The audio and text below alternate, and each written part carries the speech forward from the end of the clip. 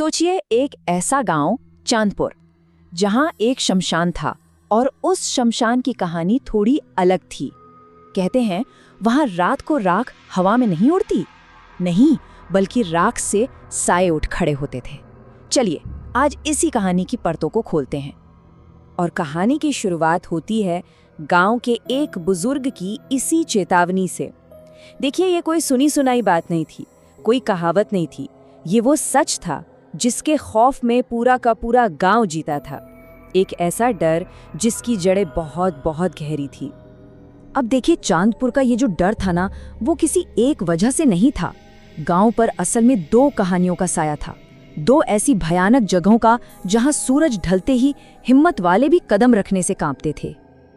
एक तरफ तो था वो शमशान जिसके बारे में कहते थे कि वहां मुर्दों को कभी चैन नहीं मिलता, और दूसरी तरफ थी एक वीरान पुरानी हवेली का वो आखिरी कमरा जिसके लिए मशहूर था कि जो भी वहां गया वो फिर कभी वापस नहीं आया। मतलब जगह ही दो, पर दोनों का खौफ बिल्कुल एक जैसा। और इस डर का असर गांव की रोजमर्रा की जिंदगी पर बहुत गहरा था। जैसे ही शाम ढलती हर दरवाजा, हर खिड़की बंद हो जाती थी। बच्चों को तो सख्त हिदायत थी कि भूल कर भी उन जगहों की तरफ नजर उठाकर भी न देखें। ये सिर्फ डर नहीं था, ये एक ऐसा आतंक था जो एक पीढ़ी से दूसरी पीढ़ी को विरासत में मिल रहा था। तो इसी डर और खौफ के माहौल में एंट्री होती है हमारी कहानी के मुख्य किरदार की, अजय। शहर से आया एक नौजवान जिसके लिए ये सारी कहानियां बस एक अंधविश्वास थी और कुछ नहीं। अब अजय कोई आम लड़का नहीं था जो डर कर बैठ जाए, नहीं, उसे तो रहस्यों को सुलझाने का, ऐसी ही अनसुनी अनदेखी जगहों की पड़ताल करने का जुनून था। उसे डर नहीं बल्कि उसकी अपनी जिज्ञासा आगे बढ़ाती थी। तो जाहिर है जब उसने गांव वालों की ये डरावनी बातें सुनी तो उसका जवाब एकदम साफ था। ये एक तरह से शहर के लॉजिक और गांव के विश्वास के बीच सीधी टक्कर थी। अजय ने सिर्फ उनकी बातों को झुटलाया नहीं बल्कि सीधा सीधा चुनौती दे डाली।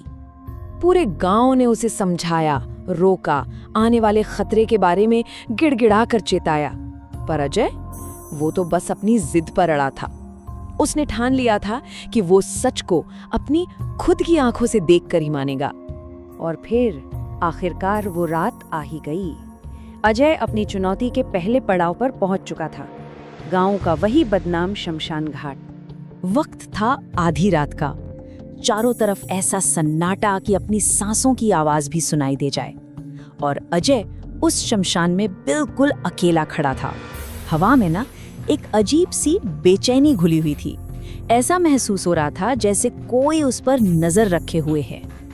हवा में एक ऐसी अनजानी सी ठंडक थी जो सीधे हड्डियों तक को कंपा दे। अधजली चिताओं से अब भी हल्का हल्का धुआं उठ रहा था, और वो धुआं उस खौफनाक मंजर को और भी भयानक बना रहा था। और फिर तभी कुछ ऐसा हुआ जिसकी कोई उम्मीद नहीं कर सकता था। अचानक जैसे किसी ने स्विच बंद कर दिया हो, हवा पूरी तरह थम गई, हर तरफ मौत जैसा सन्नाटा छा गया। और फिर अजय ने देखा कि चिताओं की राख अपने आप हिलने लगी है। कांप रही थी वो राख। ये कोई मामूली हवा का झोंका नहीं था। अजय ने जो अपनी आंखों के सामने देखा उस पर यकीन करना नामुमकिन था। उस कांपती हुई राख के ढेर से एक काला धुंधला साया धीरे धीरे ऊपर उठ रहा था। उसका कोई चेहरा नहीं, कोई जिस्म नहीं, सिवाय दो आंखों के जो बिल्कुल दहकते हुए अंगारों की तरह चमक रही थीं। और फिर उस साये से एक ऐसी गहरी डरावनी आवाज गूंजी जो सीधे अजय से ही सवाल कर रही थी।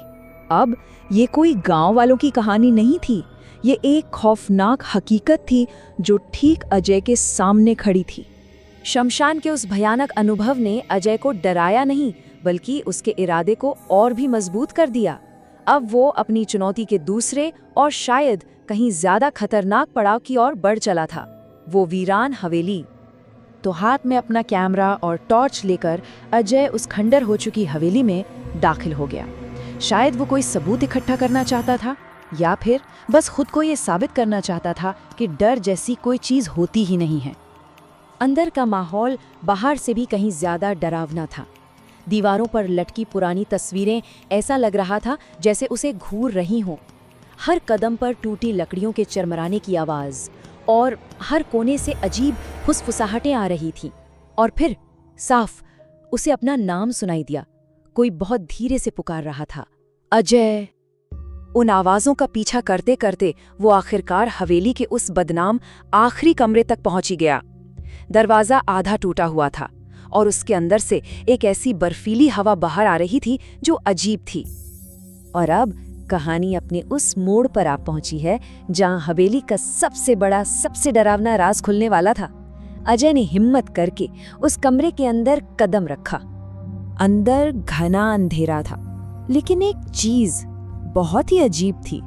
दीवार पर एक पुरानी सी घड़ी टंगी थी और हैरानी की बात तो ये थी कि इतने सालों बाद भी वो अब भी चल रही थी। टिक टिक टिक टिक। जैसे ही अजय ने अपनी टॉर्च की रोशनी दीवारों पर घुमाई, उसकी रोंगटे खड़े हो गए। पूरी की पूरी दीवारें अनगिनत नामों से भरी पड़ी थीं, जैसे किसी ने प्लास्टर में खरोच खरोच कर लिखा हो। और हर नाम के नीचे एक तारीख भी थी। और ठीक तभी अजय की आंखों के ठीक सामने दीवार पर एक नया नाम खुद ब खुद उभरने लगा। खरोचने की एक भयानक आवाज के साथ अक्षर बन रहे थे, अ ज य, अजय। और उसके ठीक नीचे आज की तारीख लिखी जा रही थी। वो अब सिर्फ एक दर्शक नहीं था, वो तो खुद इस कहानी का अगला हिस्सा बन चुका था। ये देखते ही अजय की एक जोरदार चीख निकली, एक ऐसी चीख जो पूरी वीरान हवेली में गूंज गई। और ठीक उसी पल कमरे का वो भारी दरवाजा एक जोरदार झटके के साथ बंद हो गया, उसे हमेशा हमेशा के लिए अंदर कैद करते हुए। कहते हैं गांव वाले आज भी उस आखिरी कमरे की तरफ देखने से डरते हैं। वो जानते हैं कि अजय का नाम उस दीवार पे लिखा गया आखिरी नाम नहीं था, क्योंकि वो दीवार वो आज भी अगले नाम का इंतजार कर रही है।